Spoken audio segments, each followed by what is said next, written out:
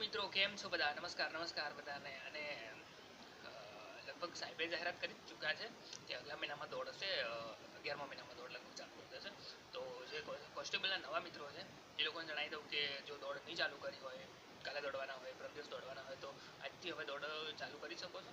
બાકી નવી ડેટ, નવી શરૂઆત. તો આ મહિનાથી દોડ ચાલુ કરી દો. ધીરે ધીરે 1 કિલોમીટર 2 કિલોમીટર તમારે લગભગ ડિસેમ્બર સુધીમાં દોડ આવી જશે. કોઈને ગ્રાઉન્ડ વહેલું હોય જાય, કોઈને પછાડી આવી જાય.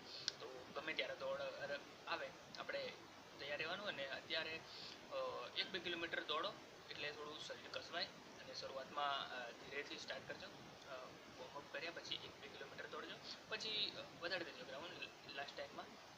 પણ પહેલાંથી જો વધારે કરશો તો કદાચ દુખાવો ચાલુ થાય, નાભીથી નીચે દુખવાનું થઈ જાય, અમુકને ચેસ્ટમાં દુખે. તો આ બસ ડેલી રનિંગ કરશો તો આપોઆપ બેસી જશે, કંઈ ખબર બી ના પડે. પણ સ્ટાર્ટિંગમાં થોડું